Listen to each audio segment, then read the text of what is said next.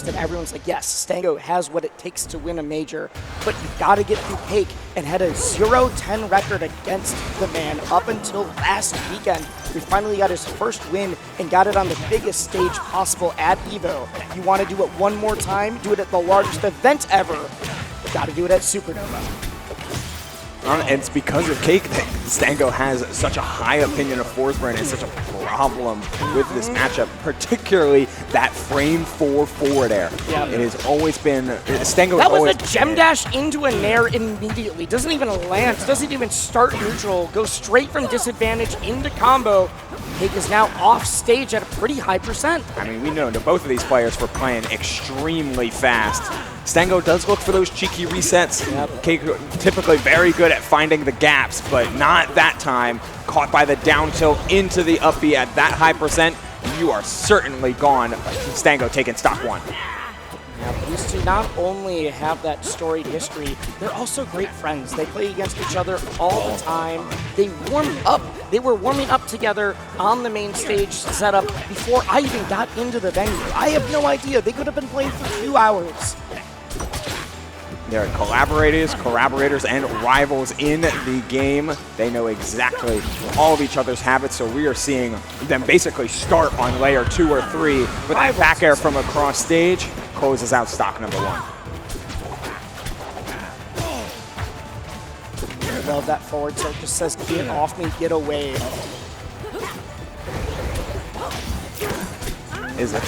This matchup's has been consistently seen as really, really tough for Forsburn in a lot of ways, but like a Fleet that we've been talking about a little earlier when Stango played against B-Bats, Cake just has that X factor in being a massive spiking down and a very powerful back air if you can ever catch Stango off stage at the wrong timing. It's a matter of executing the win condition, even if on stage you're constantly on the back foot. So Stango has had that history, having a bit of a character crisis. Do I play the Zetter? Do I play the Crag? Do I play Clarence? Nice. Is finally dead set on Olympia, clears out the cloud just in case, but was actually talking with Boyko. One of Stango's great friends recently, and Boyko was the one who said, if you switch off of Olympia, I'm going to be so mad. Your Olympia is your best character by far. That doesn't quite kill. That move will kill very early, but I'm now wondering, are you going to regret dropping down that stock that early to not get the kill? It's a risk absolutely worth taking. I love the decision there from Stango. But doesn't quite finish the job. And if it doesn't pay off, will make you regret that it is CakeAssault. Oh, that dash attack was such a huge tempo break. Another one to catch a landing. Calling out the roll in with the down tilt, but not the tipper hitbox. Choosing to prioritize breaking the crystal in order to avoid, the angle wasn't right in order to teleport right to ledge, so he makes sure to break the crystal to try and force another mix-up, but Stango just says, you know what, I'm going to take this up throw, and I'm going to take this forward air. We're going to see out the fate. No regrets necessary. Game 1 to Stango. We were wondering if this was going to go back to their old ways, their old cadence of Cake running the show, or if EVO was going to be a reset of that momentum, and it looks like Stango is absolutely still running. Has not let the pedal leave the floor. This is just like the EVO set has continued. Rockwall is the counter pick here. Very, very, makes sense a ton of ways for Cake here. It does, but I am so scared of Olympia on this stage too. You die so early off the side. But you have to take these type of gambits in order to make sure that Olympia can also feel the burn of that own counter pick. Do you? Honestly, I mean, yes. I think you're right, but also all the same, we saw Cake almost die sub 100 there. But Cake's DI was good enough in order to survive that hit and then some. Trying for the weight back Cake. Wait. Yep. Forward throws, just says, I want you off stage. I don't want to play a mix-up right now. I just want to edge guard. All the same, gets hit by Cake. Now you are the one in a devastating spot. The clone, the pop. Oh, does make it back though, and the nair doesn't hit. Insane miss. So tough there for Cake. He had it lined up almost so perfectly, but the near miss is still a miss at the end of the day. Tries for the parry. Floor hug down in order to get the shield up. Jab 1-2. Stango rolls away. Oh, it's this first stock can mean everything here. Wisely the check, but doesn't find the hitball nair 2. It's nair 1 instead.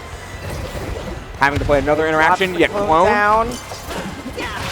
Ooh, and finds the backer out of that. We've been talking about Cake's edge guarding, the multi-layered mix-ups of how to get someone off stage with the TI, but there is no mix-up there. You get hit by down tilt that will always confirm you are just dead to rights. We are back to even.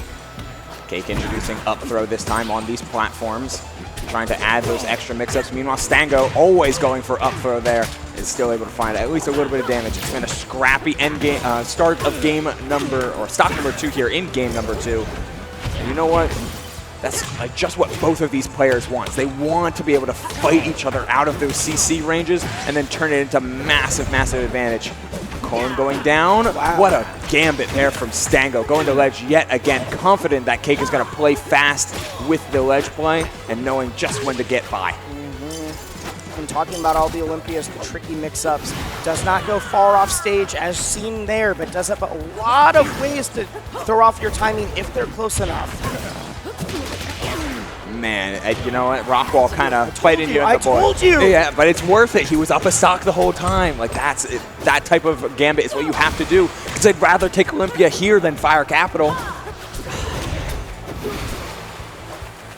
I mean, I think this is a damned if you do, damned if you don't. In a lot of ways, options weren't amazing. The angle flip on the up air to throw off DI. Oh, baiting out the focus attack cancel forward. Dash attack whiffing as Stango completes jab 3. An opportunity for CakeAssault that goes by the wayside so fast. Stango's going for a lot of tech in place because you can get your fastest options out afterwards, but Cake has started covering it as well. Let's see, throws me off there. We get the tech roll in for once. Let's find out. You know, at these percentages, down strong on a high-gravity character like Olympia could start popping up for follow-ups on Rockwall. They're within 10% on this last stock.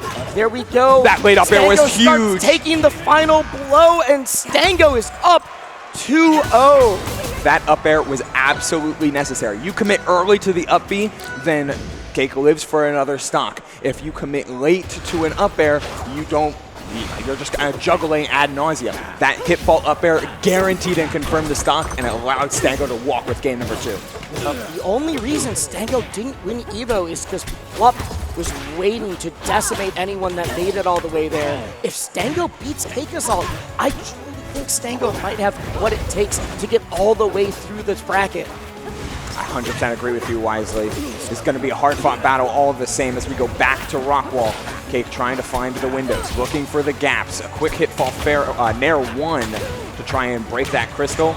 Juggling on this platform, this is what you want to see when it comes to Forsburn. Consistent resets and pressure. But the pressure doesn't confirm off that up air, but still the pressure and the damage is ridiculous from Stango. Huge follow-up. With that one down air, needs a second, finds it off that fair one. Not dead yet. You still have to do more work. The job is not done. You're hiding in the shadows. What an up air. Whoa! I love the he's single so nair. good. The single nair to pull through. We've got those drag properties. I've been telling you, Cake has been maneuvering in some more Nair, Hitfall Nair 2 into his combo extensions, and it's working out like a charm. Yeah. Drop the stock there, though. Outs to Rottweiler, not quite a full-on Rot drop, but man, close enough. It's the grab. Coverage with fair, but doesn't find the right hitfall, doesn't find the right hitbox. Can't extend it further. What a delay there from Cake. These two are just in each other's faces, staggering and moving and waiting for the option. Stango holding down and just baiting Cake to press the wrong button. And you know what? Press the wrong button, he does. Stango gets going. Cake answers back. Tit for tat, blow for blow between these two. God, even though Stango's up 2-0, this has been down to the wire every single game. That being said, phenomenal spot dodge. That's not going to do it, but man, Cake's in a real rough spot now. Explosion does clip. Oh, playing out with the full hop forward air that time. Really just playing around these the platform heights here so masterfully. Crouching down to try and get the jabs out. No the crystal way! pops! And Stango finds the stock on that forward air. Survival stock here on the winner side for CakeAssault. Stango trying to guarantee himself grand finals and a top 2 finish at the largest offline major. And he's starting off real strong. Commits to it! Finishes off with a bombastic stock. And Stango confirms grand finals for himself and for his lovely coach, Shannon. Stango got his first win on Cake a week ago, and if you watched that, you would have thought that Stango has never lost before. That was phenomenal play. We have the newly ascendant Stango.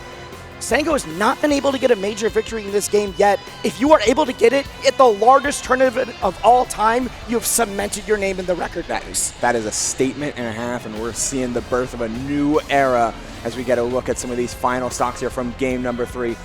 Honestly, Cake was not playing poorly. Stango was just playing that much better when the hits counted and the combo state was going. Look at this final stock. I'm going to put it in some slow motion because this Nair. At 35-42, and it is done at 50. This is the danger of Rockwall as we get to see the chase down. Check that up air. Of course, like Nair up B, Stango is like so good at finding the extra stocks and being willing to go for those like, hey, I'm up a stock, we're both going down, and I'm going to win this game right here, right now moment. This is a do or die. If Stango misses this, he is dead, but he knows he's got a stock to play with and is willing to let it rip. And he's so good at the micro movement upon getting hit that following a jump wave dash back on top platform, with like Forsburn, a really good wave line, a really good initial dash, really good platform movement in general, getting this extra up air, the late hit that is going to tap a very comboable character like Forsburn, exactly right there, covering the entire platform, is just perfect timing and a scouted out option for a player who knows if I get this hit, the reward is massive. And if I miss, it's okay. I can play the next interaction. That is scouting, that's preparation, and that is, as we zoom out here and clear out the video, some damn fine execution. Regrab, Nair, into that up B. Beautiful. Zeke, Cake, when you are reviewing the tapes later, why Rockwall?